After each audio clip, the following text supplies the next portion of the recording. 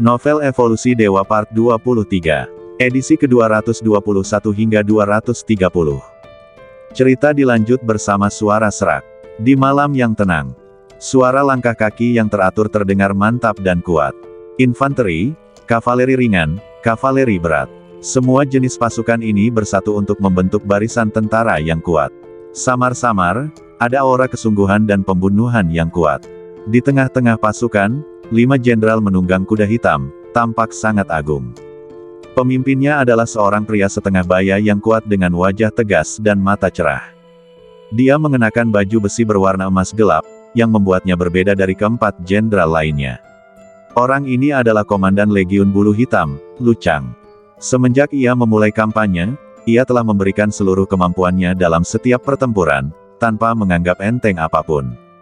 Justru karena mentalitas inilah dia tidak pernah kalah dalam pertempuran di medan perang. Di antara negara-negara tetangga, satu-satunya jenderal yang dapat bersaing dengannya adalah Qin Xiong, penjaga perbatasan dinasti Yan Agung. 3 pertarungan dan 3 kali seri. Kali ini, dia diperintahkan oleh Kaisar Wang Pan untuk maju ke wilayah kekacauan. Lu Chang juga tidak berniat meremehkan musuh, dan semua strateginya direncanakan dengan cermat untuk mencapai kesempurnaan. Misalnya, perkemahan penyihir yang menyertai pasukan digunakan untuk melindungi dari para pembunuh dan membunuh koloni semut.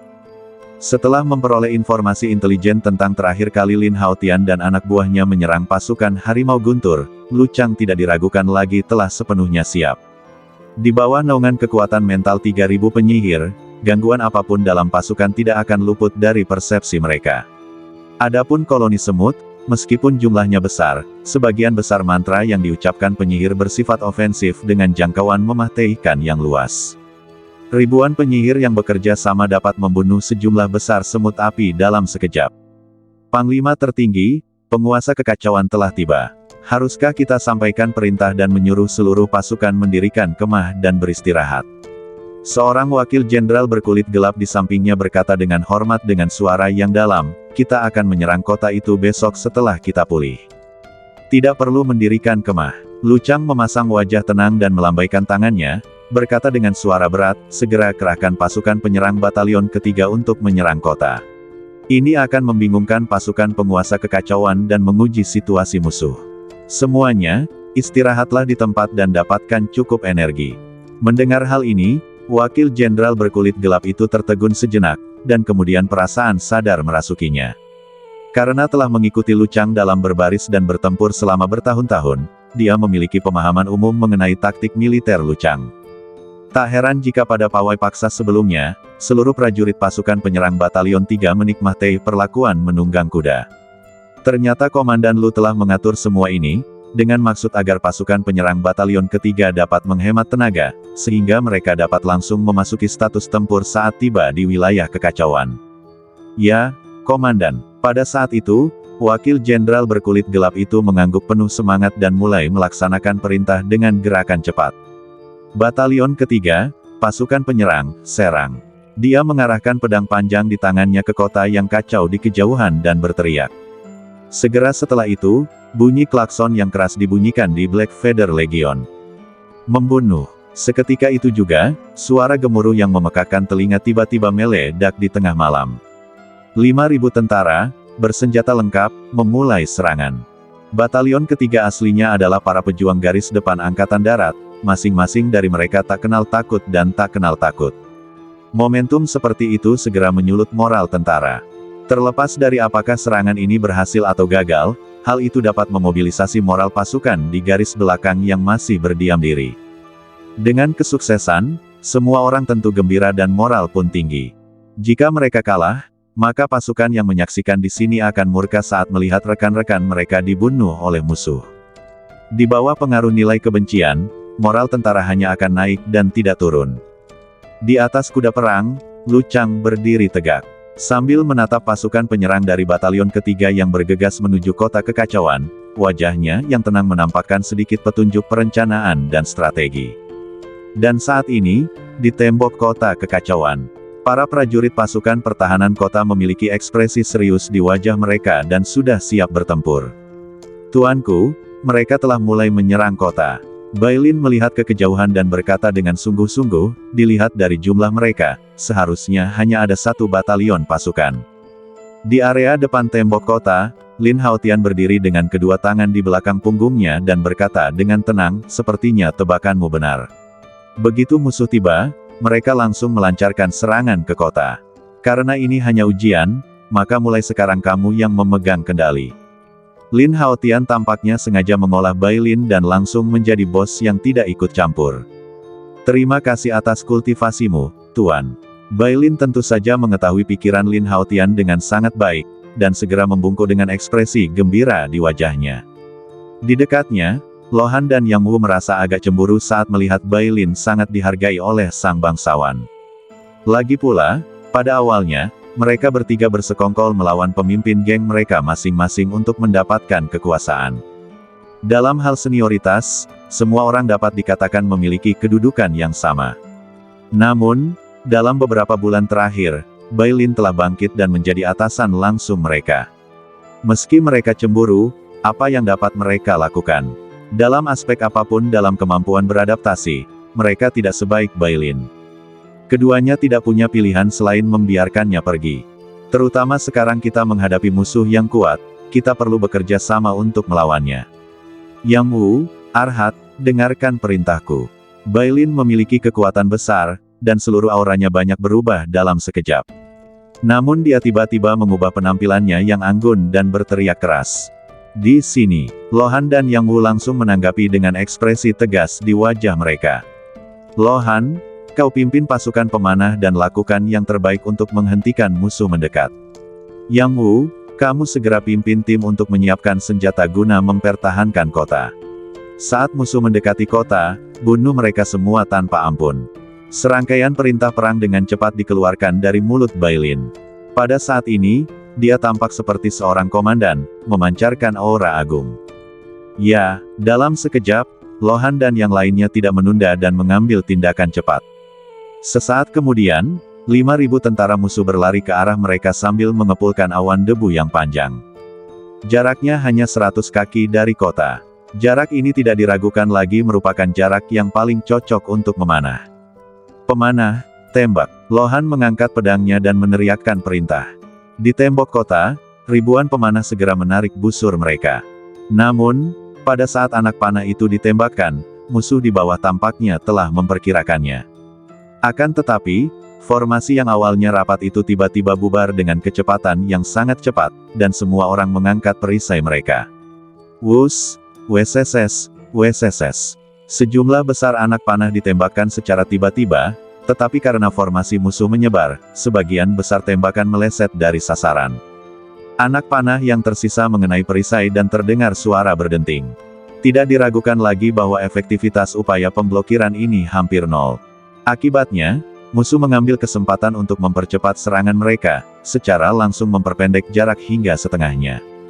Manajer Bai, mengapa kita tidak menggunakan meriam Lingyang, hancurkan kutu kupret itu? Melihat musuh begitu licik dan banyak akal, Lohan bertanya dengan tatapan tajam di matanya. Tidak perlu, musuh hanya menguji kemampuan tempur kita kali ini. Kita tidak boleh membiarkan mereka tahu kartu truf kita. Wajah Bailin menjadi gelap dan dia menolak secara langsung. Dia segera mengambil keputusan cepat dan berteriak dengan dingin, para pemanah, mundur, siapkan ketapel dan minyak tanah. Di bawah komando Bailin, prajurit di sekitarnya mulai sibuk lagi. Di tembok kota tidak jauh dari sana, Lin Haotian berdiri dengan tenang dan memperhatikan. Semua orang melihat kemampuan komando Bailin. Dia percaya bahwa setelah pertempuran ini, jika dia menang, peringkat komandan di benua langit mungkin harus diubah. Di tanah di depan kota, 5.000 prajurit penyerang musuh bekerja sama satu sama lain secara diam-diam. Mereka semua mengangkat perisai dan bergegas maju, memblokir serangan sambil mencapai kota. Puluhan kapten mengeluarkan tangga dari cincin penyimpanan mereka dan meletakkannya langsung di tembok kota. Tangga ini jelas dibuat secara khusus. Karena digantung di dinding, benda itu langsung menempel seperti magnet, membuatnya sulit dipindahkan. Membunuh. Dalam sekejap, mereka mulai memanjat sambil berteriak. Momentum yang begitu kuat segera mengejutkan banyak pasukan pertahanan kota di wilayah kekacauan. Apa yang masih kau lakukan di sana, hancurkan mereka sampai mati." Melihat kejadian itu, Lohan pun meraung, mengambil sebuah batu besar dan menghancurkannya. Yang terdengar hanya suara ledakan yang keras. Prajurit yang memanjat paling cepat terkena pukulan di kepala dan berdarah, lalu jatuh sambil berteriak. Namun tak lama kemudian, posisi orang itu tergantikan oleh prajurit di belakangnya yang terus memanjat dan mengangkat perisainya. "Cepat, hancurkan mereka!" Seketika prajurit pertahanan kota di tembok kota melemparkan batu dan papan kayu ke bawah. Pertempuran sengit untuk mempertahankan kota akhirnya pecah. Namun, perisai musuh memiliki kualitas yang sangat tinggi, dan diukir dengan rune pertahanan, yang dapat menyerap sebagian besar dampaknya. Oleh karena itu, serangan batu ini tidak menimbulkan banyak korban. Tuang minyak tanah. Melihat pemandangan ini, mata Bailin sedikit gelap dan dia membuat keputusan dalam waktu singkat. Dalam sekejap, bertong-tong minyak tanah pun tercurah ke bawah. Minyak tanah sangat licin dan tidak hanya mempengaruhi kecepatan pendakian musuh. Hal yang paling mematikan adalah dapat memicu kebakaran. Memanggil, saat roket ditembakkan, api yang berkobar langsung menyala. Api merah itu sangat menyilaukan di malam yang gelap, dan api yang berkobar itu tiba-tiba melahap sekelompok prajurit musuh di tangga. Tiba-tiba, terdengarlah teriakan-teriakan. Selain bau minyak tanah, tercium pula bau daging panggang yang dibakar di udara. Merayu. Pada saat ini, trompet keras terdengar di perkemahan Black Feather Legion di bagian belakang. Prajurit penyerang dari batalion ketiga bereaksi sangat cepat dan mundur tanpa ragu-ragu. Beberapa prajurit memiliki api di badan mereka saat mereka berlari mundur. Namun demikian, di bawah komando trompet, mereka bertindak dengan tertib dan tanpa kepanikan. Baik saat menyerang atau mundur, kelompok pejuang maut ini tidak akan pernah ragu sedikit pun saat menghadapi perintah. Legiun Bulu Hitam memang sekelompok prajurit dan jenderal yang kuat.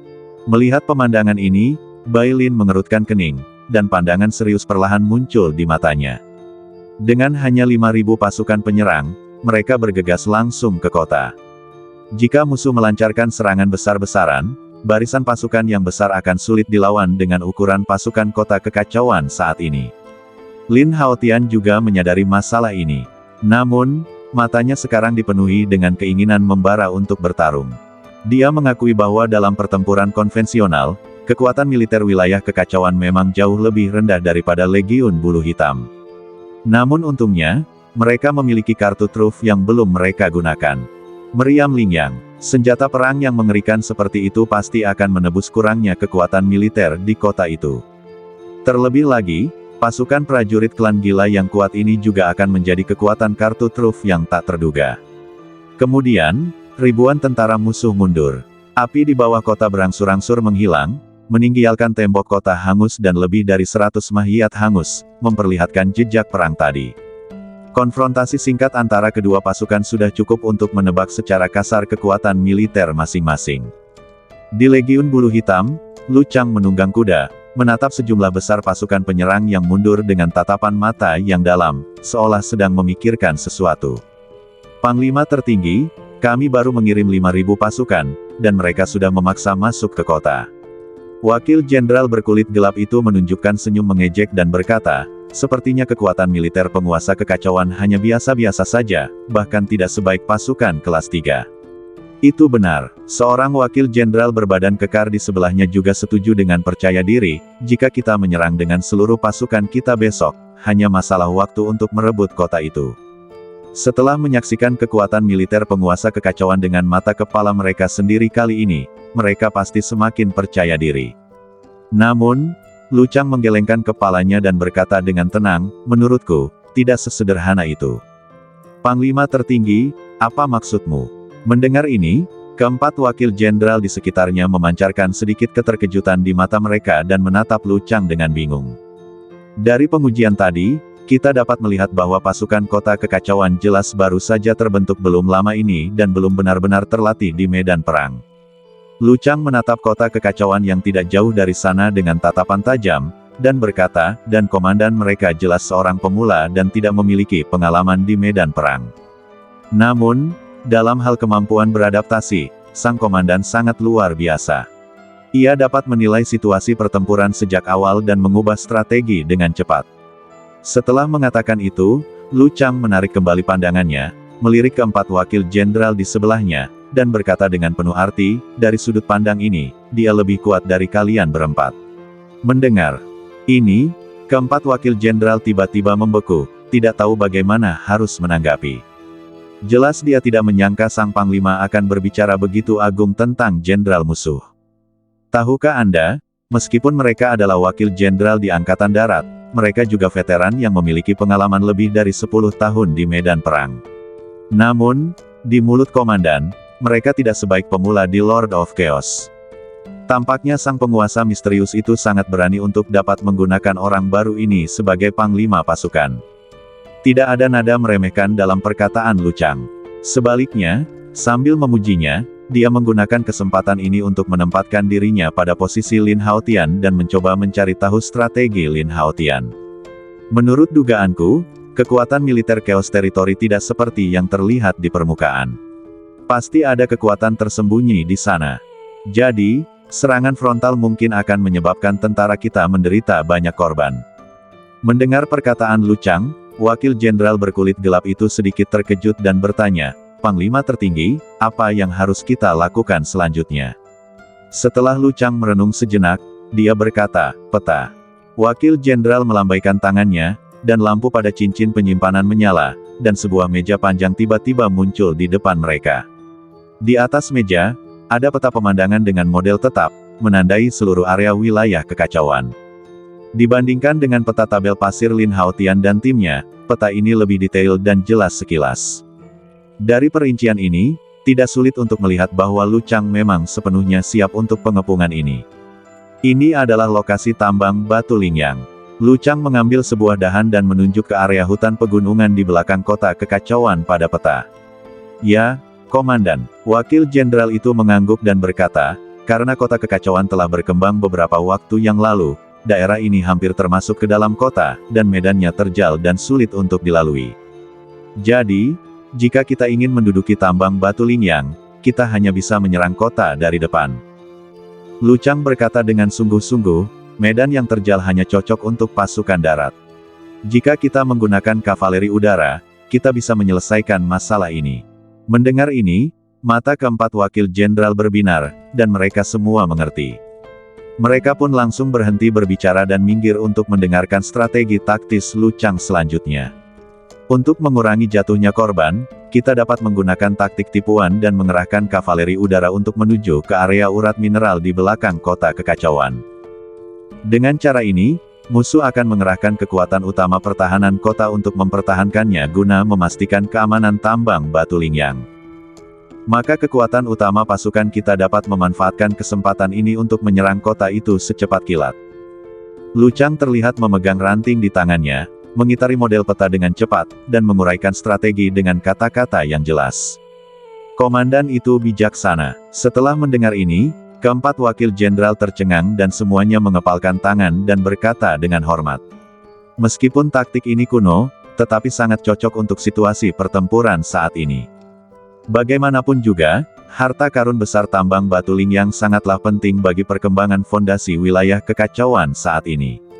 Oleh karena itu, dengan menggunakan taktik militer tipu muslihat, dapat dikatakan merupakan serangan langsung ke titik sakit, yang pasti akan membuat sang penguasa resah dan mengerahkan kekuatan utama untuk memberikan dukungan. Benar saja, jahe tua masih pedas. Keempat wakil jenderal itu saling berpandangan dan dapat melihat apa yang ada di mata masing-masing. Pada saat yang sama, di tembok kota wilayah kekacauan. Pada saat ini, banyak jenderal dan pejabat senior berkumpul di ruang konferensi. Legiun Bulu Hitam telah berbaris selama beberapa hari berturut-turut, dan para prajurit telah menghabiskan terlalu banyak kekuatan fisik. Bailin berdiri di bawah Lin Haotian dan menganalisis, "Menurut dugaanku, setelah ujian musuh ini, seharusnya tidak ada lagi pergerakan malam ini. Jadi, kita tidak perlu terlalu gugup sekarang, biarkan para prajurit beristirahat sebanyak mungkin dan bersiap untuk pertempuran besok." Lin Haotian berkata dengan tenang, "Kamu benar. Sampaikan perintah ini, pasukan utama akan beristirahat dan bersiap untuk bertempur, sedangkan pasukan pembantu akan berjaga-jaga terhadap serangan mendadak musuh." "Baik, tuanku." Seorang penjaga segera menerima perintah dan berbalik untuk keluar dari ruang konferensi. Bailin, Menurut pendapatmu, strategi pertempuran apa yang akan digunakan komandan musuh kali ini? Lin Haotian memandang Bai Lin di sampingnya dan bertanya. Ia menjadi semakin yakin dengan strategi militer yang terakhir. Bai Lin tidak segera menanggapi. Dia menatap meja pasir militer di depannya dengan tenang, melatih berbagai adegan dalam pikirannya. Setelah beberapa saat, secercah cahaya cemerlang melintas di mata Bai Lin, dan dia mulai berbicara. Kota kekacauan kita didukung oleh pegunungan Tianyan. Medannya berbahaya di hutan lebat dan tidak mudah untuk dilalui. Oleh karena itu, titik serangan musuh sebagian besar terpusat di depan kota. Dan pasukan kita juga harus menjaga tempat ini dengan ketat untuk mencegah musuh menerobos masuk ke kota. Lohan dan yang lainnya yang hadir semuanya mengangguk diam-diam, menyetujui gagasan Bai Lin. Tetapi, pada saat ini, Bai Lin tiba-tiba mengganti topik pembicaraan. Sebagai komandan musuh, Lu Chang, tentu saja tidak semudah menyerang kota secara langsung. Oh, apa maksudmu? Lin Haotian mengangkat alisnya dan bertanya. Tatapan mata Bai Lin menyapu kerumunan, lalu jatuh pada Lin Haotian.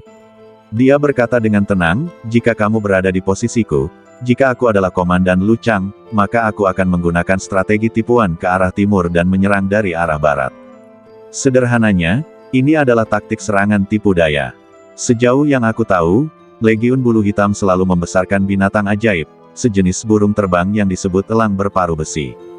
Tidak banyak, hanya sekitar 3.000. Bai Lin berkata penuh arti, tapi itu cukup untuk membentuk batalion kavaleri terbang. Mendengar ini, mata Lin Haotian sedikit menyipit, seolah dia telah menebak apa yang dipikirkan Bai Lin. Oleh karena itu, berdasarkan strategi yang telah ditetapkan Lu Chang sebelumnya, dia pasti tidak akan gegabah memimpin pasukannya untuk menyerang kota. Sebaliknya, dia akan terlebih dahulu mengirim pasukan berkuda untuk mengepung bagian belakang kota kita. Setelah berkata demikian, Bai Lin mengarahkan tongkat tipis di tangannya langsung ke area urat batu Lingyang di peta, dan berkata dengan tegas, ini adalah target serangan tipuan mereka, untuk menarik pasukan utama kita guna mendukung dan membubarkan pasukan pertahanan kota. Pada saat itu, musuh akan memanfaatkan situasi untuk melancarkan serangan umum dan menerobos kota dalam satu gerakan. Setelah mendengarkan apa yang dikatakan Bai Lin, semua orang yang hadir tiba-tiba menyadari. Terutama Yang Wu dan Lohan, yang berasal dari geng, perkelahian antar geng selalu berupa baku tembak langsung. Namun, saya tidak menyangka bahwa taktik militer di medan perang akan begitu licik dan canggih. Jika memang begitu, bukankah lebih baik jika kekuatan utama pasukan pertahanan kota kita tidak ikut membantu? Lohan memikirkannya dan menyarankan. Bai Lin menggelengkan kepalanya dan berkata, wilayah urat mineral berada di belakang kota. Jika kita tidak memberikan dukungan, kita akan dikuasai oleh kavaleri musuh. Kita akan diserang dari kedua sisi saat itu, yang akan sangat merugikan kita. Mendengar ini, Lohan sedikit mengernyit, lalu apa yang harus kita lakukan? Bai Lin melirik semua orang, dan lengkungan menarik perlahan muncul di sudut mulutnya. Ini tidak sulit untuk dipecahkan. Mari kita gunakan taktik mereka sendiri untuk melawan kita. Bai Lin menggerakkan tongkat tipis di tangannya ke arah perkemahan klan gila di kota dan berkata sambil tersenyum, jangan lupa, kita masih punya saudara-saudara yang merupakan pejuang klan gila, ditambah 10 meriam Lingyang yang disiapkan di sana. Selama kavaleri terbang musuh berani menyinggung kita, mereka tidak akan pernah bisa kembali. Mendengar ini, mata Lohan dan yang lainnya tiba-tiba berbinar. Dua kartu truf kota kekacauan sekarang adalah pasukan klan gila dan meriam Lingyang. Dengan senjata pembunuh yang begitu kuat dan prajurit klan gila yang memimpin, pertahanan di belakang kota tersebut niscaya tidak akan bisa dihancurkan. Apa yang baru saja kukatakan hanyalah tebakanku. Bagaimanapun, situasi di medan perang selalu berubah, dan aku tidak bisa menebak strategi sebenarnya dari komandan musuh. Bai Lin berkata sambil tersenyum rendah hati. Tanpa dia sadari, dugaan strategisnya sama persis dengan pengerahan pasukan oleh komandan musuh. Tidak perlu terlalu khawatir, pertahankan saja sesuai tebakanmu. Lin Haotian mengangguk dengan tenang dan memberikan perintah secara langsung. Dalam sekejap, rapat pun bubar, dan semua orang segera melaksanakan rencana Bai Lin. Sebagai anggota klan Kuang, mereka hanya mematuhi Lin Haotian. Oleh karena itu, pengerahan wilayah urat mineral kali ini ditangani secara pribadi oleh Lin Haotian, yang bermaksud memberikan pukulan telak kepada musuh. Pagi selanjutnya, matahari sedang terbit. Hingga tengah hari, masih belum ada pergerakan dari Black Feather Legion. Apakah mereka berencana untuk mengepung kota dan memulai tarik-menarik? Bailin bingung dengan tidak adanya tindakan musuh. Jangan khawatir, persiapan perang yang ada di kota kita cukup untuk 3 bulan. Mari kita lihat siapa yang bisa bertahan lebih lama dari mereka. Mata Lin Haotian sedikit menyipit, menatap kam militer gelap di kejauhan di luar kota, dan berkata dengan ringan, "Aku percaya pada kemampuanmu. Terima kasih, Dewa, atas penghargaanmu." Mendengar ini, wajah Bailin bergerak sedikit, dan dia membungkuk terburu-buru seolah dia merasa tersanjung. Dengan cara ini, waktu berlalu setiap detik saat kedua pasukan berada dalam jalan buntu. Saat malam tiba, Legiun Bulu Hitam yang tadinya diam, akhirnya mulai bergerak. Di bawah malam, sejumlah besar bayangan hitam terbang menyerbu dari perkemahan musuh. Hewan-hewan terbang itu memiliki sayap yang kuat dan lincah, dan paruhnya yang panjang dan runcing bagaikan belati tajam, dengan kilau logam yang keras. Selain itu, badan mereka cukup besar untuk menampung 2 prajurit yang menungganginya.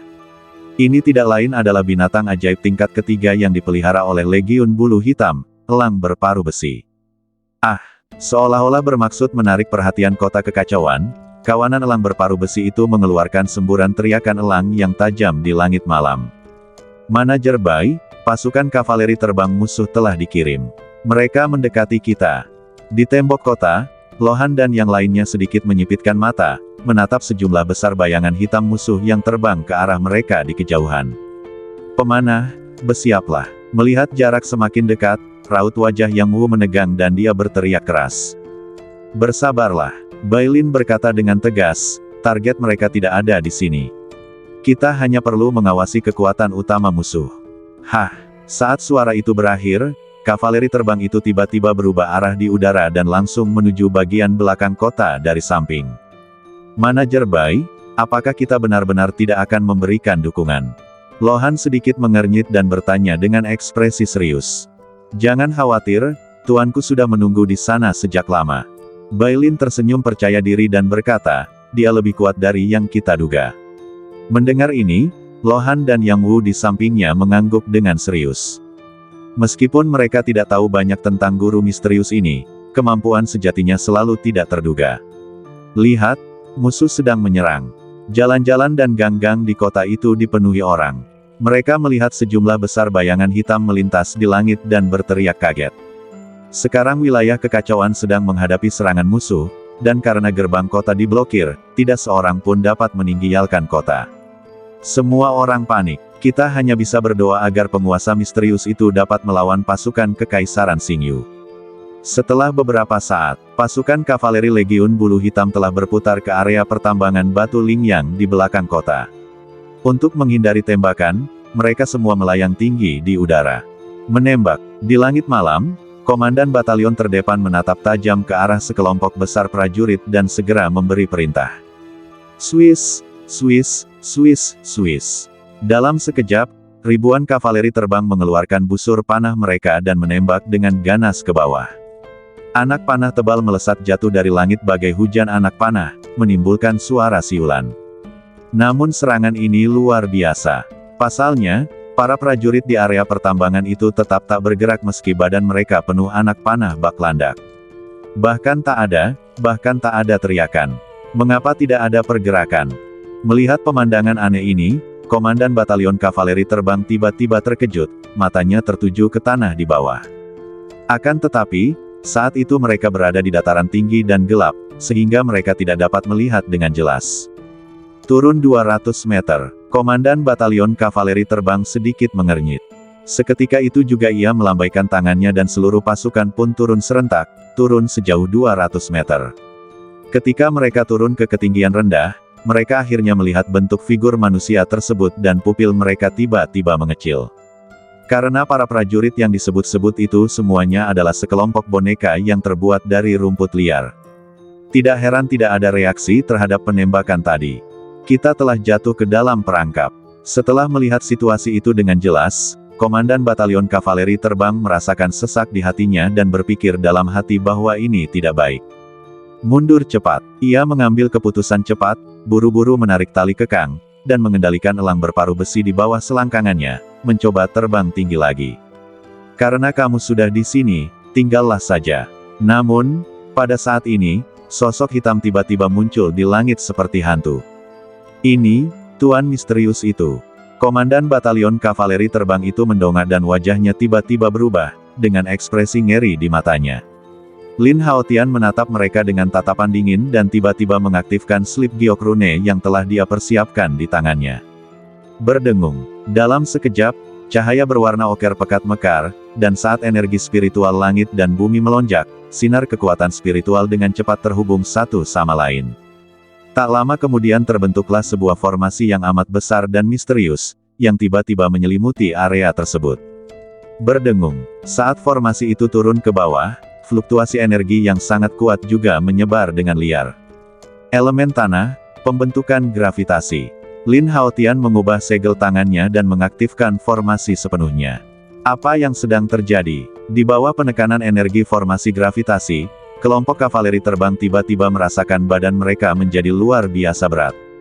Mereka akhirnya panik dan tergesa-gesa menarik tali kekang dengan kuat, mencoba membuat elang berparuh besi itu terbang menjauh dari area tersebut. Akan tetapi, elang paruh besi hanya berada pada level binatang ajaib tingkat ketiga. Mustahil untuk menahan formasi gravitasi rune tingkat ke-6. Mereka tampak ketakutan dan mengepakkan sayapnya dengan putus asa, tetapi mereka tetap tenggelam tak terkendali. Membunuh. Ketika kelompok prajurit kavaleri terbang ini mendarat di tanah, mereka tiba-tiba berteriak membunuh dengan keras. Di lorong-lorong rahasia di sekitarnya, para prajurit suku gila yang sekuat banteng menyerbu dengan gila-gilaan. Mereka memegang pedang baja panjang di tangan mereka, dan dalam kegilaan kolektif, badan mereka memancarkan aura yang ganas. Kelihatannya begitu ganas, bagaikan seekor binatang buas yang keluar dari sangkar, dan momentumnya langsung membuat musuh ketakutan. Gila, berserker. Melihat kejadian itu, wajah rombongan prajurit kavaleri terbang itu tiba-tiba dipenuhi kengerian. Beberapa orang pemalu bahkan ketakutan setengah mati. Tuan telah memerintahkan agar tidak seorang pun dibiarkan hidup. Kuang Tai pun menyerbu ke depan sambil berteriak keras dan menebas bahu komandan batalion kavaleri terbang itu dengan pisau panjang dan tajam di tangannya.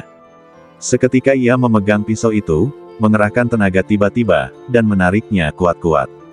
Dengan suara swish, lengan orang itu langsung terputus di bahunya dan darah muncrat keluar. Darah merah berceceran di wajah Kuang Ti, membuatnya tampak semakin ganas dan mengerikan. Pada saat ini, banyak prajurit klan gila menyerbu pasukan musuh seperti aliran sungai merah. Perang antara kedua belah pihak langsung pecah. Tidak, lebih tepatnya, itu seharusnya pembantaian.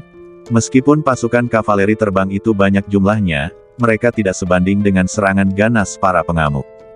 Jika mereka tidak diperlengkapi dengan baik dan memiliki baju besi untuk melindungi mereka. Kalau tidak, dengan kekuatan berserker yang dahsyat, satu serangan pedang mungkin akan memotong-motongnya di tempat. Pasukan berserker memang lebih kuat dari yang kukira. Bahkan tidak perlu menggunakan meriam Lingyang. Melihat situasi pertempuran di bawah, Lin Haotian bergumam pada dirinya sendiri, lengkungan kepuasan perlahan muncul di sudut mulutnya. Ketika perang meletus di daerah urat mineral, Legiun Bulu Hitam telah membunyikan perintah agar seluruh pasukan menyerang. Tiba-tiba, ratusan ribu pasukan menyerbu ke daratan di depan kota kekacauan. Begitu banyak orang. Mendengar suara klakson yang keras, Lin Haotian menoleh dan melihat. Ini adalah pertama kalinya dia melihat barisan pengepungan yang begitu kuat, dan dia tidak dapat menahan rasa sedikit terkejut. Tampaknya akan lebih aman bagi saya untuk pergi dan memberikan dukungan secara langsung. Dengan perubahan pikiran, Lin Haotian melambaikan tangannya, dan kekuatan mentalnya dengan cepat menyebar, langsung menempatkan 10 meriam Lingyang ke dalam cincin penyimpanan. Lalu ia bergerak, berubah menjadi seberkas cahaya di langit malam, dan terbang tiba-tiba menuju gerbang kota. Tepat saat pasukan musuh hendak mendekati kota, Lin Haotian tiba-tiba mendarat di tembok kota. Tetapi di sini, banyak pasukan pertahanan kota telah dikerahkan oleh Bai Lin dan siap bertempur. Puluhan ribu pemanah mengelilingi tepi tembok kota, menarik busur dan anak panah, menunggu perintah untuk menembak dengan wajah tegang. Tuanku, apakah situasi pertempuran di sana terkendali? Melihat Lin Haotian datang ke sini, Bailin merasa gembira dan segera berjalan mendekat untuk bertanya. Baiklah, sebentar lagi pasukan klan gila akan datang ke sini untuk memberikan dukungan setelah mereka mengatasi musuh di sana. Lin Haotian mengangguk dengan tenang, namun matanya menatap ke arah pasukan yang padat di bawah kota, dengan tatapan serius di matanya. Musuh mereka sangat banyak, bersenjata lengkap, dan diperlengkapi dengan perisai, sehingga anak panah biasa tidak mampu menghentikan kecepatan serangan mereka. Karena musuh sedang melancarkan serangan habis-habisan, tidak perlu lagi menyembunyikan kelemahan kita. Tatapan mata Lin Haotian tampak muram, dan dia berkata dengan suara dingin, tembak saja dan beri mereka hadiah ucapan selamat terlebih dahulu. Setelah itu, dia melambaikan tangannya, dan 10 meriam Lingyang muncul di tembok kota dengan cahaya yang cemerlang. Wajah Bailin sedikit tegas, dan dia segera memerintahkan, siapkan meriam Lingyang untuk mengebom musuh. Mendengar ini, Lohan, Yang Wu dan yang lainnya semuanya tercengang. Kali ini, dia akan menggunakan senjata pembunuh yang ganas itu. Tak lama kemudian mereka sadar kembali, dan tiba-tiba terlihat sedikit fanatisme di mata mereka. Dalam sekejap, ke-20 meriam Lingyang didorong ke dalam alur tembok kota dan didistribusikan ke berbagai arah. Kota-kota batu Lingyang juga diangkut oleh banyak prajurit dan semuanya tiba. Pada saat ini, prajurit garda terdepan musuh telah memasuki jangkauan busur dan anak panah. Mereka jelas sangat berpengalaman dalam pertempuran. Saat mereka sudah dalam jangkauan, mereka mengangkat perisai, siap untuk menghalangi hujan anak panah yang datang. Namun kali ini yang mengejutkan mereka adalah, meski mereka sudah bergerak maju 100 meter, tetap saja tidak ada anak panah yang datang seperti dugaan mereka. Apakah kamu ingin menyerah? Perwira penyerang utama merasa terkejut. Dia menggerakkan perisai di atas kepalanya dan melihat ke atas. Melihat ini, wajahnya langsung pucat dan dia tidak bisa menahan napas. Api, Lohan tampak gila, seolah-olah dia telah menunggu lama, dan berteriak kegirangan dengan wajah penuh kegembiraan. Saat perintah itu disampaikan, para prajurit yang bertugas menjaga meriam Lingyang segera memasukkan batu Lingyang ke dalam kotak senjata dan mengaktifkan rune. Seketika, 20 meriam Lingyang tiba-tiba memancarkan cahaya yang menyilaukan dan cemerlang. Akan tetapi, saat rune pada meriam bergerak, fluktuasi energi yang mengerikan dengan cepat mengembun di moncongnya. Ledakan, ledakan, ledakan. Dalam sekejap, meriam Lingyang di tembok kota ditembakkan hampir bersamaan. Suara bom yang memekakkan telinga itu seketika meredam suara pertempuran di medan perang. Sinar cahaya besar dari meriam menembus langit malam dan tiba-tiba menghantam pasukan yang menyerbu di bawah kota. Hal pertama yang jatuh adalah bola meriam merah. Terdengar suara ledakan keras, dan perisai puluhan prajurit di daerah itu meledak seketika, dan mereka semua hancur berkeping-keping. Tertawa. Kemudian, sebuah meriam merah meledak, dan api menyebar dengan liar, membentuk lingkaran api yang memancar ke sekeliling. Ah! Prajurit manapun yang terkena lingkaran api itu langsung diselimuti api dan terbakar sampai mati sambil berteriak ketakutan. Terdapat sebanyak 5 meriam Lingyang atribut api ini. Tembakan kedua yang menyusul adalah meriam Lingyang yang berbahan es. Cahaya meriam biru es meledak saat mengenai tanah, langsung menyebarkan sejumlah besar energi dingin, yang langsung membentuk lapisan es yang membekukan semua prajurit di sekitarnya. Puluhan prajurit yang tidak bergerak itu semuanya tertutup es, tampak seperti patung es, sangat artistik. Panggilan. Namun, patung es artistik ini tidak bertahan lama dan segera hancur oleh embusan angin. Meskipun seluruh proses pemboman es ini tidak berdarah sama sekali, namun ini sangatlah menyeramkan. Adapun tembakan meriam kuning, kekuatannya juga sama besarnya. Ketika bola meriam itu mengenai tanah, energi kuat yang melonjak keluar berubah menjadi paku-paku tanah yang tak terhitung jumlahnya menyerupai bilah pisau, yang memercik ke segala arah. Tiupan, tiupan, tiupan. Dalam sekejap, semua prajurit musuh di dekatnya terbunuh dan tanah pun berlumuran darah. Cahaya meriam hijau berikutnya bahkan lebih ganas, langsung membentuk bilah tornado besar. Semua prajurit yang terperangkap di dalamnya hancur berkeping-keping dalam sekejap. Ada 4 jenis energi atribut untuk meriam Lingyang. Rune dengan atribut berbeda akan menampilkan serangan artileri berbeda. Namun, sifat mematikannya hampir sama mengerikannya.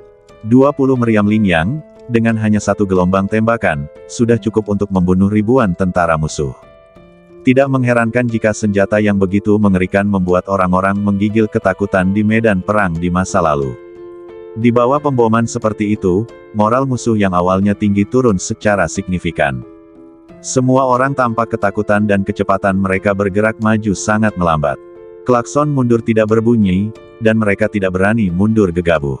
Namun, pada saat ini, di tembok kota kekacauan, 20 meriam Lingyang sekali lagi menyala dengan cahaya terang. Gelombang energi berfluktuasi dan berkumpul dengan liar.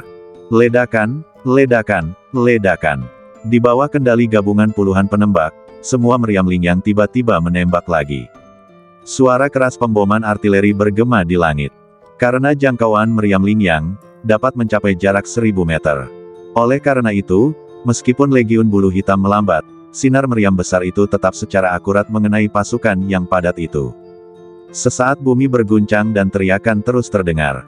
Medan perang ini hampir menjadi rumah pembantaian yang dibombardir oleh meriam Lingyang. Jauh di belakang, Lu Chang memandang ke kejauhan, memperhatikan pemandangan itu dengan ekspresi sangat serius. Pandangan strategi di matanya di masa lalu kini telah hilang.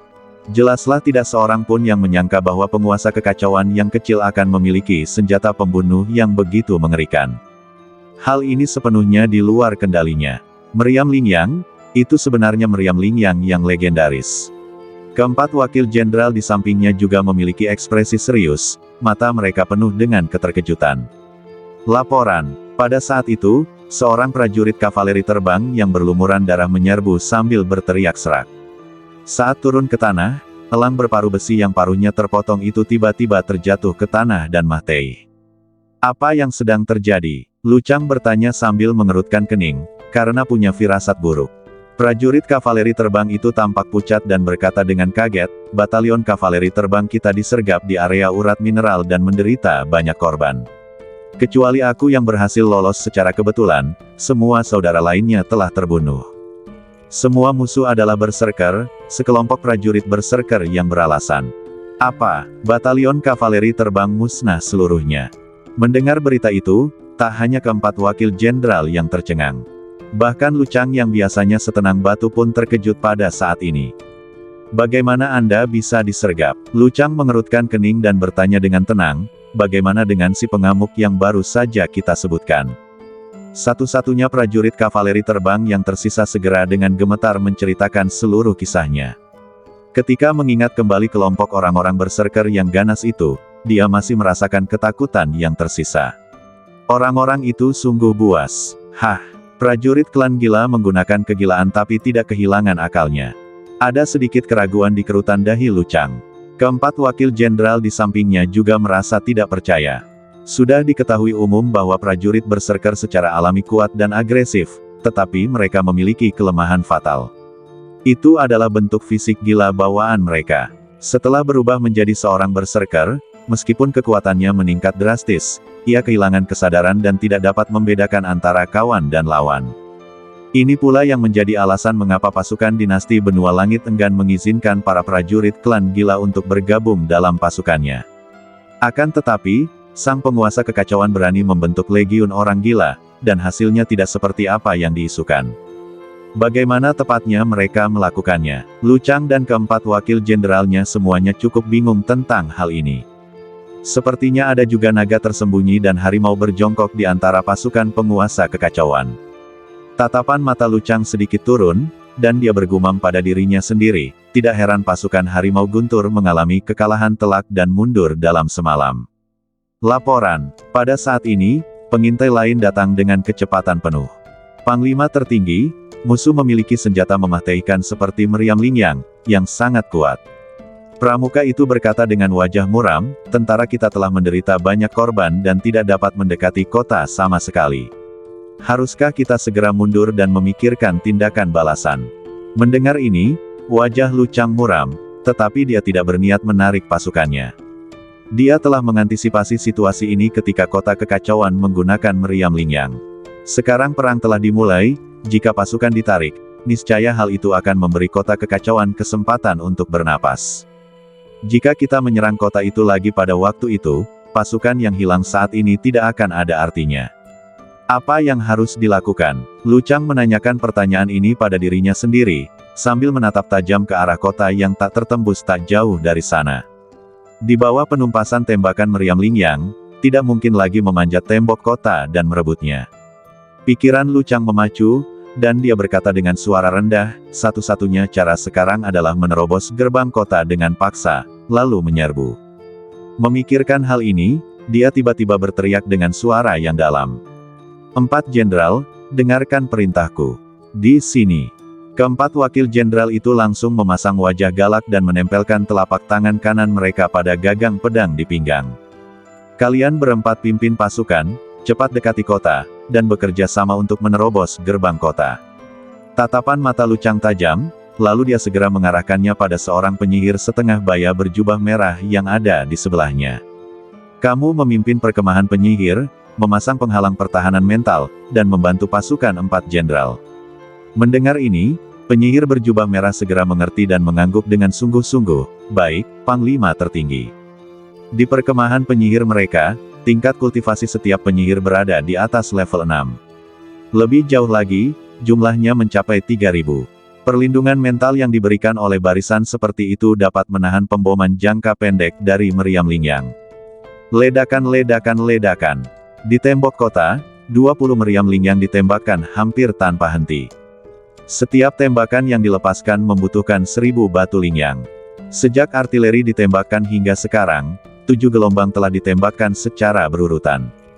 Total ada 140 meriam, setara dengan puluhan ribu batu Lingyang. Konsumsi yang begitu besar sungguh mengerikan. Namun, hasilnya sangat mengesankan. Terutama dalam pertempuran pertahanan kota semacam ini dari posisi tinggi, mereka benar-benar mendominasi medan perang.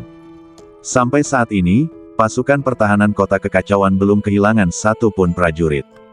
Di sisi lain, Black Feather Legion telah menderita lebih dari 10.000 korban. Rasio korban di kedua belah pihak tidak diragukan lagi merupakan pukulan besar bagi tentara reguler kekaisaran.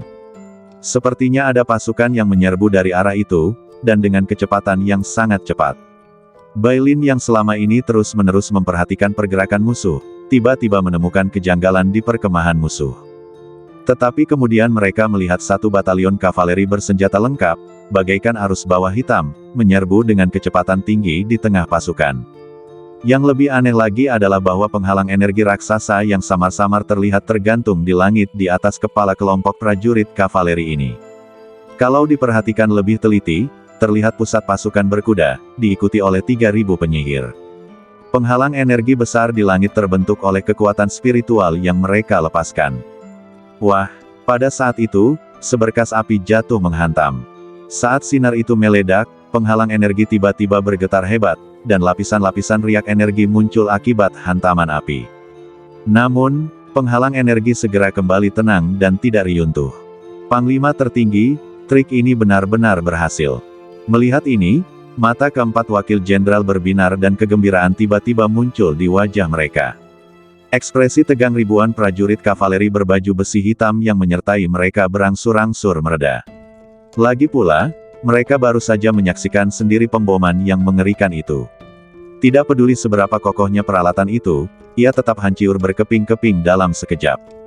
Begitu saja, dengan mengandalkan pertahanan spiritual dari perkemahan penyihir, kelompok kavaleri bersenjata lengkap ini tidak lagi memiliki kekhawatiran, mereka memacu kudanya, dan kecepatan gerak mereka meningkat pesat lagi.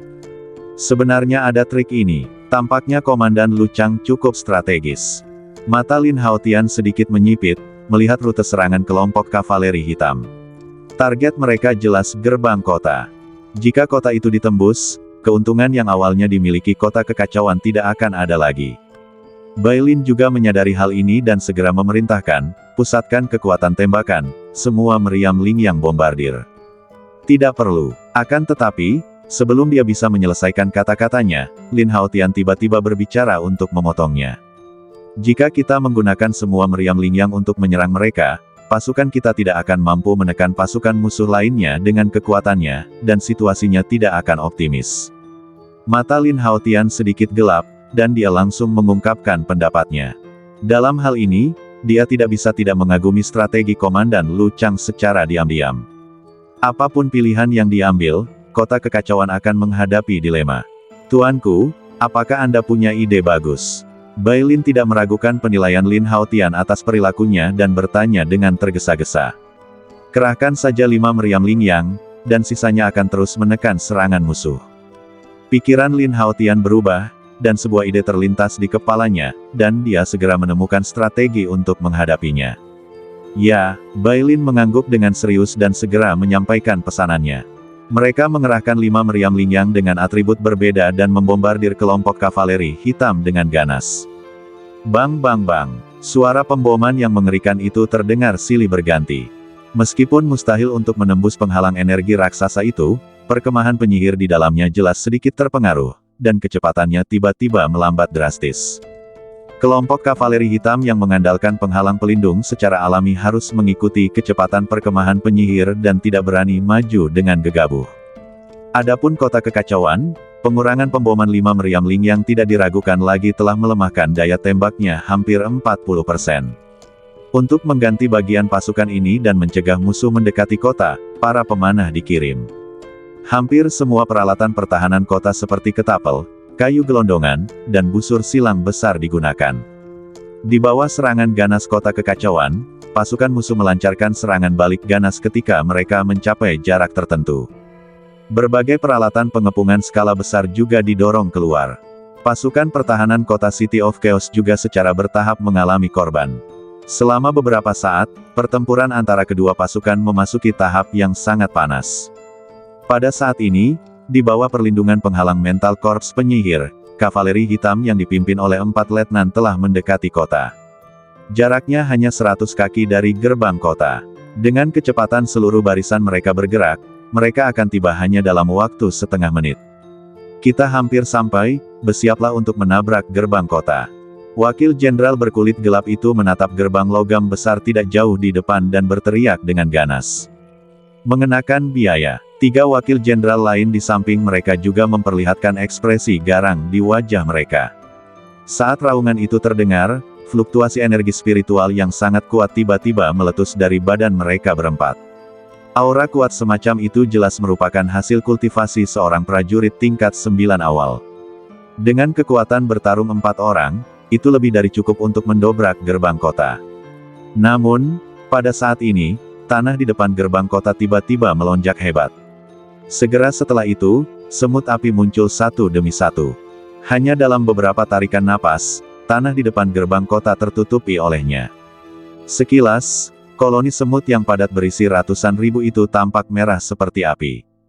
Tidak diragukan lagi ini adalah pasukan semut Lin Haotian. Melihat hal itu, pupil banyak prajurit kavaleri hitam mengerut dan ekspresi ngeri muncul di wajah mereka.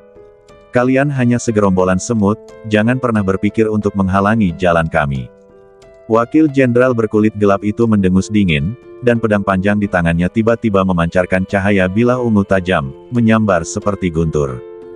Jelaslah dia seorang pendekar yang mendalami ilmu bela diri petir.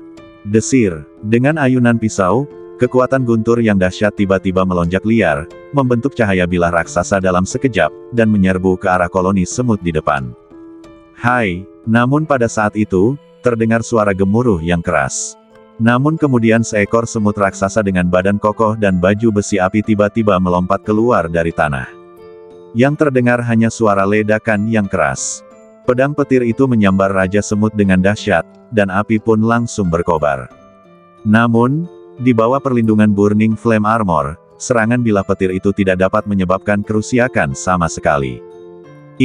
Melihat pemandangan ini, Wakil Jenderal berkulit gelap itu tertegun, menatap Raja Semut yang tiba-tiba muncul, matanya penuh dengan keterkejutan. Jelas, dia tidak menyangka bahwa dengan kekuatan tempurnya di tahap awal level 9, seekor semut api biasa ternyata mampu menangkis pedangnya dan tetap tidak terluka. Situasi ini benar-benar membalikkan konsepnya tentang semut api tingkat rendah. Luar biasa, pertahanan semut api itu begitu kuat.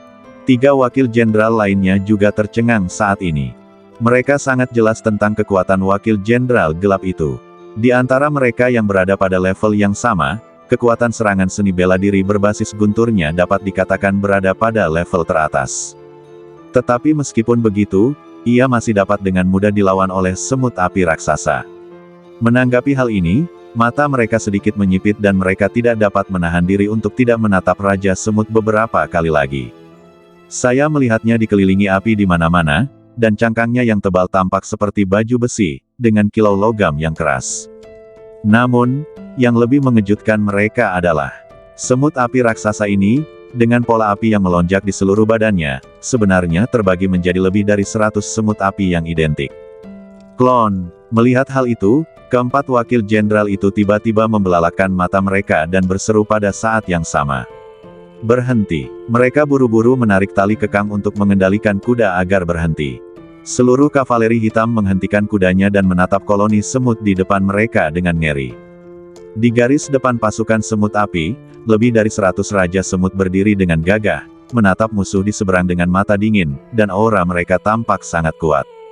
Jadi ini taktik sang penguasa. Melihat pemandangan ini, mata Bailin yang berada di tembok kota tiba-tiba berkilat terkejut. Terutama saat melihat kemampuan dahsyat yang dimiliki Raja Semut, ia pun merasa semakin percaya diri. Ia yakin bahwa dengan adanya rintangan dari kelompok semut api ini, maka tidak akan mudah bagi musuh untuk menerobos gerbang kota sekalipun mereka memiliki 4 orang letnan yang gagah berani. Membunuh. Di tembok kota, Lin Haotian melihat ke bawah. Saat sebuah nada samar terdengar, lebih dari 100 raja semut dan ratusan ribu semut api tiba-tiba menyerbu ke arah musuh seperti gelombang merah. Menghadapi pasukan binatang semut sebanyak itu, perkemahan penyihir yang dikelilingi oleh banyak prajurit kavaleri hitam tentu saja merasa gelisah. Karena pada saat ini, kekuatan mental kelompok penyihir ini telah digunakan sepenuhnya untuk mendukung penghalang pertahanan di atas kepala mereka, dan mereka tidak punya waktu untuk melepaskan tangan mereka untuk menyerang semut api. Begitu koloni semut menerobos kavaleri hitam di pinggiran, mereka akan berada dalam bahaya. Untungnya, walaupun ada banyak semut api, mereka semua adalah monster tingkat rendah dan hampir tidak memiliki kemampuan untuk menahan serangan kavaleri. Terutama keempat wakil jenderal, yang melancarkan satu serangan bela diri demi satu, dan sekelompok semut api terbunuh. Raja Semut, tahan keempat wakil jenderal dan perintahkan koloni semut untuk menyerang kuda perang.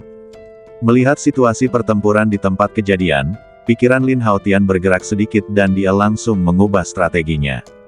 Setelah menerima perintah, Raja Semut menggetarkan kedua antena di dahinya, dan semut-semut di sekitarnya segera mengambil tindakan dan dengan gila menggigit kuda-kuda kavaleri. Untuk sesaat, kavaleri berada dalam kekacauan. Keempat wakil jenderal juga tertahan oleh serangan ganas dari Raja Semut dan klon 100 Hokage. Setelah beberapa saat, celah akhirnya muncul di lingkaran pelindung formasi kavaleri. Koloni semut yang telah menanti dengan penuh harap segera menyerbu ke arah celah itu bak air pasang dan menerkam para penyihir. Dengan nyawa mereka yang terancam, para penyihir musuh akhirnya tidak dapat menahan diri lebih lama lagi, dan mereka menarik kekuatan mental mereka dan dengan cepat merapal mantra untuk melawan. Seketika, penghalang energi di atas kepala mereka berangsur-angsur menghilang. Seluruh barisan itu sepenuhnya terekspos terhadap moncong senjata yang ganas itu. Api. Tatapan mata Lin Haotian sedikit tajam, dan dia memberi perintah langsung tanpa ragu-ragu. Ledakan, ledakan, ledakan. Saat suara Lin Haotian jatuh, 5 meriam lingyang tiba-tiba meledak menjadi cahaya terang. Saat rune itu beredar, 5 sinar meriam besar tiba-tiba melesat keluar dengan ledakan keras. Moncong meriam diarahkan ke batalion penyihir di tengah formasi musuh.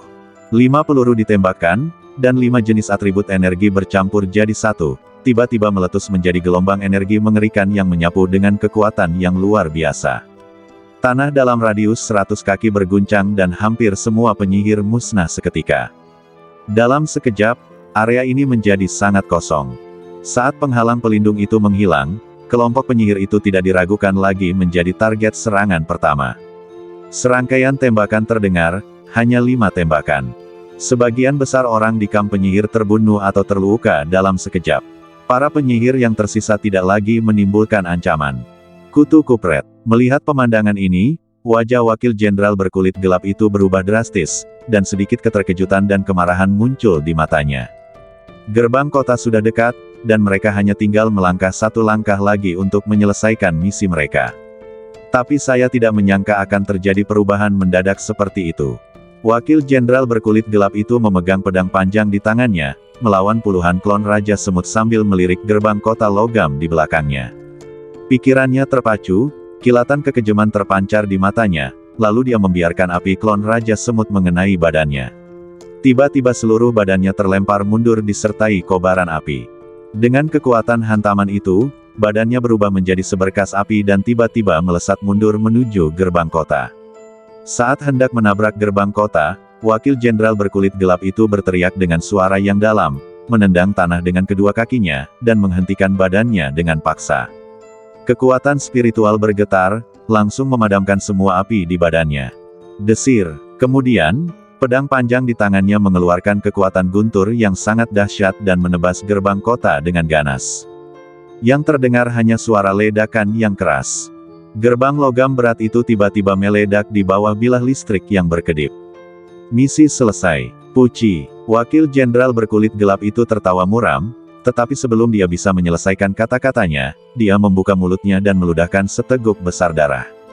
Meski begitu, wajahnya masih dipenuhi kegembiraan. Jika gerbang kota berhasil ditembus, niscaya akan terbuka celah bagi Legiun, yang mana akan lebih memudahkan mereka untuk merebut kota itu. Tetapi pada saat ini, ketika debu di gerbang kota menghilang, sejumlah besar sosok merah mulai terlihat. Mereka semua mengenakan baju besi merah tua dan memakai pedang baja panjang yang sama. Tentara ini bahkan lebih tinggi dari prajurit manusia. Melihat sekeliling, semua orang berbadan tinggi dan kuat, dengan otot-otot yang kokoh, dan memancarkan aura ganas seperti binatang buas. Prajurit klan gila. Melihat pemandangan ini, pupil mata Wakil Jenderal berkulit gelap itu tiba-tiba mengecil. Senyum di wajahnya juga menjadi kaku pada saat ini. Karena kelompok pasukan klan gila di depan mereka mungkin berjumlah puluhan ribu. Terutama prajurit klan gila yang setengah baya berdiri di posisi paling depan, memegang pedang panjang bergerigi dan memancarkan aura yang kuat. Tidak diragukan lagi bahwa pria ini adalah mantan pemimpin suku Kuang, Dayu. Membunuh. Tatapan mata Dayu tajam, sambil berteriak dia tiba-tiba berubah menjadi orang yang mengamuk. Aura yang terpancar dari badannya tiba-tiba melonjak, sebanding dengan seniman bela diri tingkat 9. Mengikuti dari belakang, lebih dari 10.000 prajurit klan gila juga mengamuk dan menyerbu menuju gerbang kota bagaikan air terjun. Bersiaplah untuk Mahtei. Dayu yang tadinya berlari paling depan, tiba-tiba meraung dan meloncat berdiri. Pada saat yang sama, pisau panjang bergerigi di tangannya menebas dari atas ke bawah dengan gelombang kekuatan yang mengerikan. Melihat hal itu, raut wajah Wakil Jenderal berkulit gelap itu tiba-tiba menjadi tegang. Pada jarak dan kecepatan sedekat ini, hampir mustahil untuk lolos tanpa cedera. Apalagi sekarang dia masih cedera. Dengan rasa ngeri di hatinya, Wakil Jenderal berkulit gelap itu hanya bisa memilih untuk melawan secara langsung dan buru-buru mengangkat pedangnya untuk memblokir. Akan tetapi, karena ini adalah pertama kalinya dia bertarung melawan prajurit berserker, jelas dia meremehkan kekuatan mengerikan sang berserker. Dentang. Saat kedua pedang itu saling beradu, tiba-tiba muncullah kilatan api, dan di tengah suara dentuman logam yang beradu, pedang panjang di tangan Wakil Jenderal yang berkulit gelap itu langsung patah. Pedang bergerigi Dayu terus menebas kepala lawan dengan sekuat tenaga. Tertawa, saat suara tulang meledak terdengar, Wakil Jenderal berkulit gelap dan baju besinya terpotong menjadi dua. Darah, usus dan organ dalam mengalir ke seluruh tanah, begitu pula badan yang terpotong setengah, sangat mengerikan dan pemandangannya sangat berdarah. Setelah memenggal kepala seorang wakil jenderal tentara musuh, Dayu bahkan tidak memandangnya. Dia mengangkat pisau berdarah di tangannya dan menyerbu ke arah pasukan di depan dengan wajah garang. Di belakangnya, lebih dari 10.000 orang berserker juga menyerbu maju seperti orang gila. Mereka seperti pedang tajam di medan perang, meninggalkan sungai darah kemanapun mereka pergi. Berhentilah menembakkan meriam Lingyang dan terlibatlah dalam pertempuran jarak dekat skala penuh dengan musuh. Untuk mencegah meriam Lingyang secara tidak sengaja melukai prajurit klan gila, Lin Haotian segera memberi perintah. Kutu kupret ini, pedangku sudah haus akan itu. Mendengar keributan itu, Lohan tak diragukan lagi menjadi orang paling bersemangat di lapangan. Pasukan pertahanan kota, ikuti aku dan berjuanglah untuk keluar. Lohan mengangkat pedangnya, dan dengan gelombang energi spiritual dalam badannya, dia tiba-tiba melompat turun dari tembok kota. Momentum dahsyat semacam itu sama sekali tidak kalah dengan momentum para prajurit klan gila. Membunuh.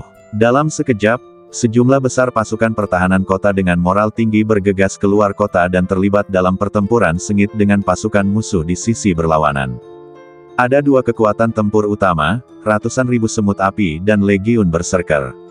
Situasi di lapangan tidak diragukan lagi, secara bertahap condong ke arah kota kekacauan. Di lingkaran pertempuran tingkat atas, 3 wakil jenderal tingkat 9 dari pasukan musuh dikalahkan berulang kali oleh Dayu dan Raja Semut. Baru pada saat inilah mereka benar-benar menyadarinya. Betapa konyolnya meremehkan kota kekacauan sebelumnya dan apa yang disebut pengepungan mudah. Aku tidak pernah menyangka bahwa aku, Lu Chang, akan mengalami kekalahan pertama dalam hidupku, di wilayah yang kacau ini. Di belakang medan perang di kejauhan, Lu Chang sedang menunggang kuda, menatap dengan serius ke tanah yang dipenuhi asap, dan mendesah dalam-dalam. Melihat kekalahan sudah tidak dapat dielakkan lagi, Lu Chang tidak mempunyai tekad untuk bertarung sampai mati. Kirimkan perintah dan tarik pasukan. Helaan napas dalam kembali terdengar. Lu Chang mengangkat kepalanya dan menatap bayangan hitam misterius di tembok kota yang jauh. Lalu dia menarik kendali dan menungganginya pergi. Merayu. Tak lama kemudian terdengarlah bunyi klakson yang merdu dan keras di langit malam, lalu menjalar ke daratan di area tersebut. Panglima tertinggi telah memerintahkan seluruh pasukan untuk mundur. Ketika mendengar slogan penarikan, para prajurit tentara bulu hitam merasa seolah-olah mereka telah diampuni.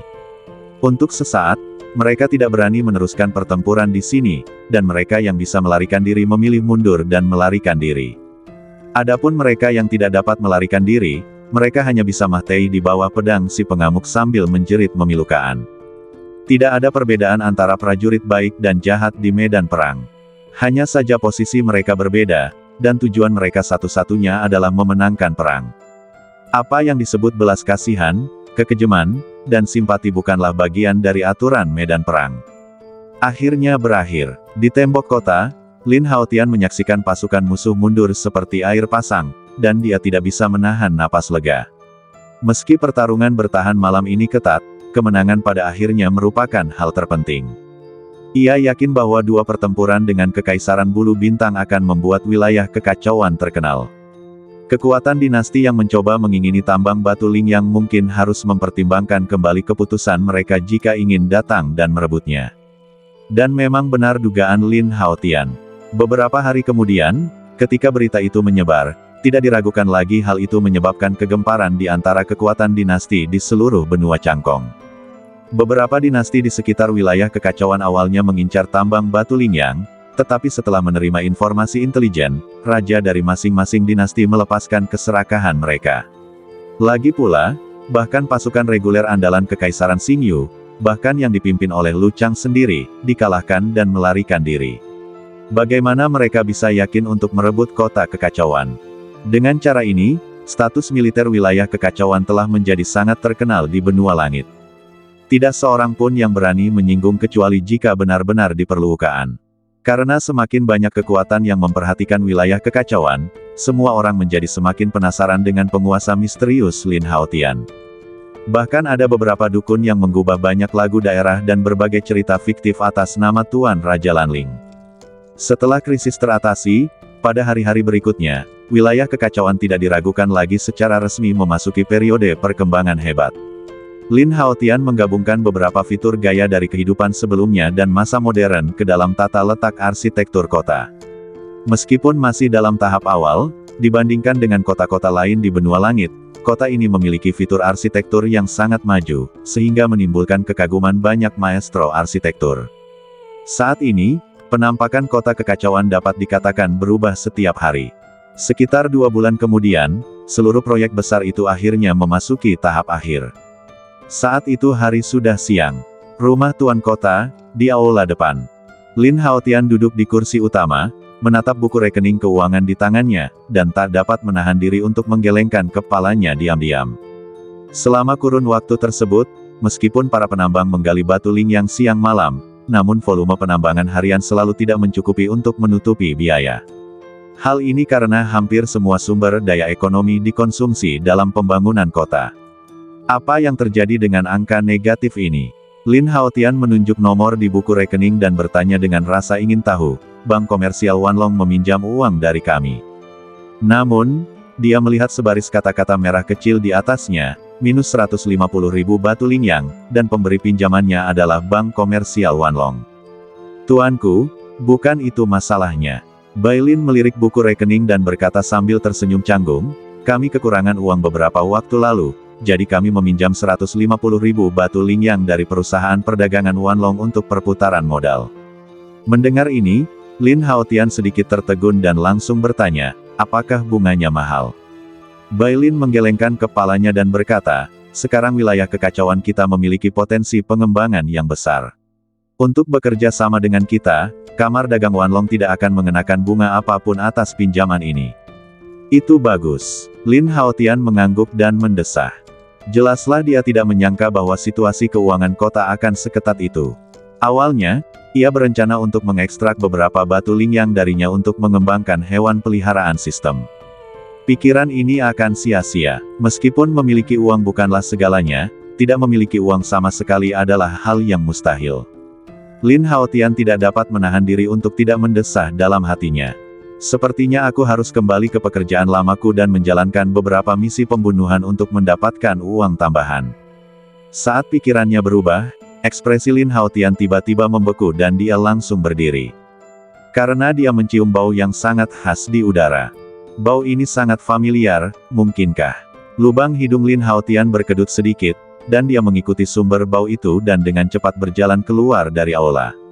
Melihat ini, Bailin cukup terkejut dan buru-buru mengikutinya. Setelah beberapa saat, Lin Haotian akhirnya menemukan sumber bau itu. Ini adalah area dapur di halaman belakang rumah besar itu. Dewa, apa yang terjadi? Bailin yang ikut berjalan pun tak kuasa menahan diri untuk bertanya saat melihat tingkah laku Lin Haotian yang aneh. Lin Haotian tidak menjawab. Dia mengangkat kepalanya dan melihat ke atas dapur, di mana asap putih terus keluar dari cerobong asap. Benar sekali, ini baunya. Lin Haotian menarik napas dalam-dalam, dan matanya tiba-tiba berbinar. Setelah selesai berbicara, dia bergegas ke dapur. Pada saat ini, hari sudah menjelang malam. Para koki di dapur sedang sibuk menyiapkan bahan-bahan. Bau harum itu tidak dapat menutupi gas yang dikejar Lin Haotian. Salam, Yang Mulia Tuanku, Kepala Pelayan Bai. Melihat kedua tokoh penting itu tiba-tiba menyerbu masuk, para koki yang hadir mula-mula tercengang, namun kemudian mereka semua membungkuk dengan tergesa-gesa. Lin Haotian mengabaikannya dan cepat-cepat mengamati area sekitar, matanya segera tertuju pada salah satu kompor. Tetapi saya melihat beberapa tanaman kering terbakar dalam api di dalam, dengan api menyembur keluar. Ini dia. Lin Haotian segera bergegas keluar, telapak tangannya diselimuti lapisan energi spiritual, dan mengulurkan tangannya langsung ke dalam api, dengan cepat menarik keluar tanaman yang setengah terbakar itu. Segera setelah itu, rune mantra air tiba-tiba muncul. Saat energi spiritual bergetar, rune itu tiba-tiba berubah menjadi kolom air, memadamkan api pada tanaman. Dewa, ada apa? Pekerja dapur di sebelahnya sedikit gugup saat melihat perilaku aneh Lin Haotian, dan bertanya dengan suara gemetar. Menurutnya, daun jenis ini sangat mudah terbakar setelah dikeringkan, dan sangat praktis digunakan untuk menyalakan api atau kompor. Apakah ada yang salah dengan hal itu? Pada saat ini, semua orang di dapur, termasuk Bailin, menatap Lin Haotian dengan ekspresi bingung. Melihat betapa pendiamnya Lin Haotian, mereka tidak berani mengganggunya. Setelah api padam, gumpalan asap terus mengepul dari dedaunan. Lubang hidung Lin Haotian bergerak sedikit dan dia menarik napas dalam-dalam. Mencium aroma yang familiar itu, ekspresi mabuk perlahan muncul di wajahnya. Karena jenis daun tanaman ini disebut tembakau. Pada kehidupan sebelumnya, kebanyakan orang, baik pria maupun wanita, tertarik dengan rasa nikotin yang terkandung dalam tembakau. Seperti kata pepatah, sebatang rokok setelah makan lebih baik daripada menjadi dewa yang hidup. Pernyataan ini bukannya tidak berdasar. Seketika, Lin Haotian menoleh ke arah pekerja dapur dan bertanya dengan heran, di mana Anda menemukan tanaman ini? Mendengar hal itu, si pekerja tak berani lalai dan buru-buru menjawab, di gunung belakang di luar kota, dan jumlahnya banyak sekali. Wajah Lin Haotian sedikit tegang, dan dia segera memerintahkan, Bailin, kirim seseorang ke gunung belakang untuk memetik semua tanaman. Ingat juga untuk hanya memetik daunnya saja, jangan mencabutnya dari akarnya, dan pastikan tanaman dapat terus tumbuh. Mendengar ini, Bai Lin langsung bingung. Tuanku, apakah ada sesuatu yang ajaib tentang daun tanaman ini? Tanyanya penasaran, sambil menatap tanaman yang setengah terbakar di tangan Lin Haotian dengan ekspresi bingung di wajahnya. Wah, itu sangat berguna. Lin Haotian tersenyum dan berkata, tambang batuling yang akan habis suatu hari nanti, tetapi benda ini dapat menghasilkan uang dalam jumlah tak terbatas untuk masa depan wilayah kita. Mendengar ini, Bai Lin pastinya semakin bingung. Dapatkah tanaman tingkat rendah yang digunakan untuk membakar api ini menciptakan nilai yang begitu besar? Tuanku, apakah Anda bercanda? Berhentilah bicara omong kosong, kau akan mengerti nanti. Lin Haotian melambaikan tangannya dan memerintahkan, cepat lakukan pekerjaanmu. Ya, Tuan. Wajah Bai Lin sedikit serius. Dia segera memanggil pekerja dapur, lalu mengumpulkan sejumlah besar pembantu, dan segera pergi ke gunung belakang di luar kota. Sampai malam tiba, kemudian setiap orang membawa puluhan keranjang daun tembakau dan kembali ke rumah bangsawan. Di malam hari, di aula, puluhan keranjang daun tembakau tersusun rapi di depan Lin Haotian. Tuanku, karena keterbatasan waktu, sejauh ini kami hanya memetik yang ini saja. Bai Lin membungkuk dan berkata, ada 3 puncak bukit di pegunungan, semuanya dipenuhi tanaman jenis ini. Tanaman ini hampir tidak ada habisnya. Mendengar ini, Lin Haotian langsung senang. Dengan begitu banyak tembakau, kita tidak perlu khawatir tentang menanam dan membudidayakannya. Segera, Lin Haotian melambaikan tangannya, dan kekuatan mentalnya menyebar dengan cepat, langsung menyimpan semua daun tembakau yang dikumpulkan ke dalam cincin penyimpanan. Dalam kehidupan sebelumnya, pekerjaan pertamanya adalah di pabrik tembakau. Sederhananya, ini adalah bengkel swasta yang memproduksi rokok palsu. Meski saya belum lama bekerja, saya memiliki pemahaman yang jelas tentang keahlian yang terlibat. Karena itu adalah tindakan ilegal, saya tidak memulai bisnis sendiri setelah mengundurkan diri. Dia tahu ada 5 langkah dalam pembuatan tembakau. Pemilihan daun tembakau, pemotongan, pemberian bumbu dan pencampuran, penggorengan, pembotolan dan fermentasi. 4 proses pertama tidak sulit. Langkah yang paling merepotkan adalah langkah terakhir, fermentasi. Tembakau perlu disegel dan disimpan selama sekitar 1 bulan. Waktu yang lama tentu saja terlalu lambat dalam hal efisiensi. Oleh karena itu, Lin Haotian berencana menggunakan fermentasi buatan. Gunakan formasi rune untuk mengubah kelembapan dan suhu lingkungan tertutup agar fermentasi dapat berlangsung cepat. Hanya membutuhkan waktu 2 hari untuk mengeringkan dan menikmatinya. Sedangkan untuk kertas rokok, tidak sulit penanganannya. Katakan saja pada perajin kertas untuk menyesuaikan ketebalan kertas ke tingkat yang paling tipis. Untuk meningkatkan keragaman dan efektivitas biaya produk, Lin Haotian bahkan mendapatkan beberapa kayu besi hitam langka dan membuat beberapa jenis pipa. Kelompok konsumennya sebagian besar adalah kaum bangsawan dalam masyarakat kelas atas. Lagi pula, pipa lebih nyaman digunakan dibandingkan dengan rokok. Anda hanya perlu memasukkan tembakau ke ujung ekor dan menyalakannya untuk menikmatinya. Dan akhirnya, 4 hari kemudian, gelombang pertama produk eksperimen Lin Haotian telah selesai. Rumah dewa, aula depan. Bai Lin, Lohan, Dayu dan tokoh tingkat tinggi lainnya semuanya berkumpul di sini atas panggilan Lin Haotian. Apa yang sedang dewa lakukan? Saat ini, mereka tampak bingung, menatap Lin Haotian yang sedang menggulung daun-daun kering dengan selembar kertas tipis. Namun dia tampak serius dan perlahan menggulungnya menjadi tongkat kecil, sepanjang kira-kira 1 jari. Selesai, Lin Haotian menyeringai, seperti anak kecil yang mendapat mainan baru, bermain dengan rokok di tangannya dengan wajah gembira. Seketika, di bawah tatapan aneh semua orang, dia tidak sabar untuk menyalakan puntung rokoknya. Lin Haotian menggertakkan giginya pelan dan menarik napas perlahan. Tiba-tiba, bau nikotin yang telah lama hilang terhirup ke paru-paru melalui tenggorokan. Lalu Lin Haotian membuka bibirnya sedikit, dan kepulan asap putih keluar. Di mata Bai Lin dan yang lainnya, tatapan berasap itu tampak seperti mainan. Ini rasanya, enak sekali. Lin Haotian merasakan bau asap masih tertinggal di mulutnya dan tak dapat menahan diri untuk menghisap rokoknya lagi, wajahnya penuh kenikmatan. Melihat ini, ekspresi semua orang menjadi semakin aneh. Benda ini dapat terhirup ke dalam badan. Tuanku, bolehkah saya mencobanya? Bailin tidak dapat menahan rasa ingin tahunya, jadi dia melangkah maju dan bertanya. Baiklah, cobalah sendiri dengan menggunakan metode yang baru saja saya gunakan. Lin Haotian tersenyum tenang. Bailin tidak berani meminta bantuan tuannya, jadi dia langsung melakukannya sendiri. Setelah beberapa saat, sebatang rokok dibuat di tangannya dan dinyalakan. Santai saja, hirup asapnya ke dalam mulut, lalu hirup ke paru-paru lewat tenggorokan.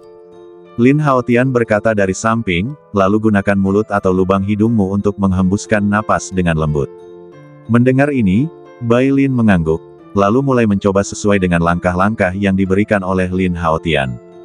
Namun, saat dia menghirup asapnya, dia merasakan mulutnya kering.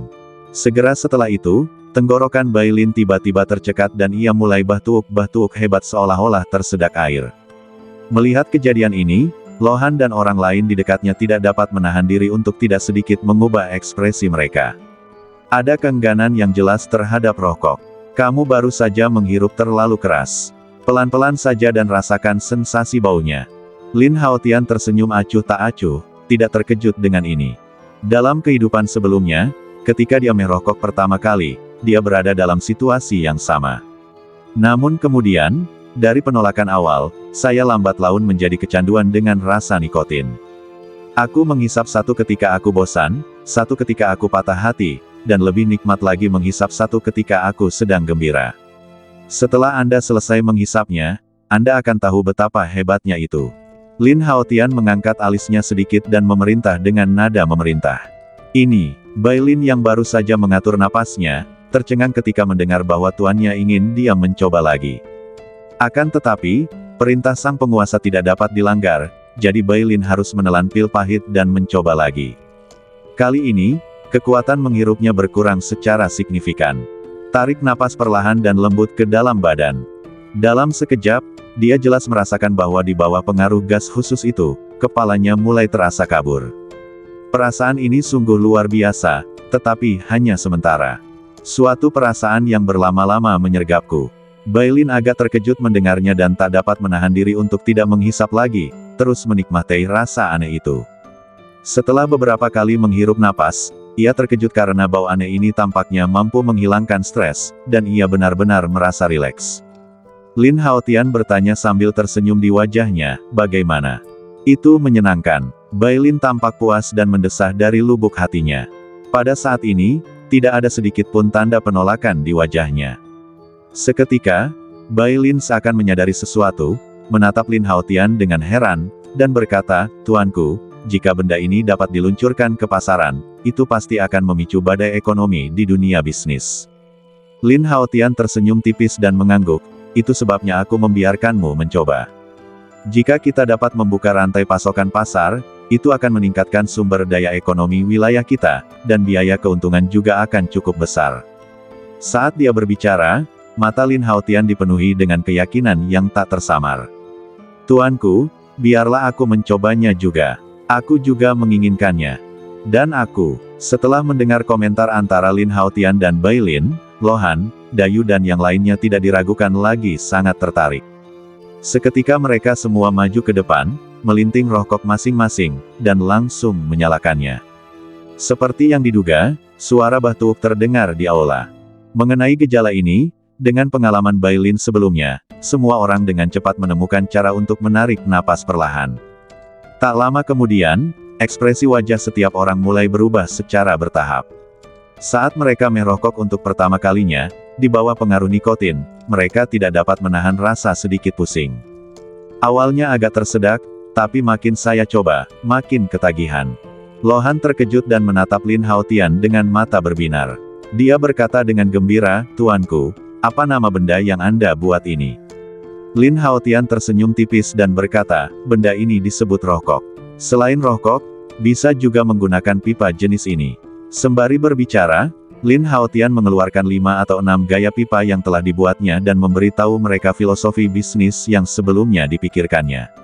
Setelah mendengarkan ini, semua orang bertepuk tangan dan setuju dengan gagasan Lin Haotian. Begitu saja, pertemuan itu berakhir. Rantai industri produksi rokok akhirnya resmi dimulai. Bersambung.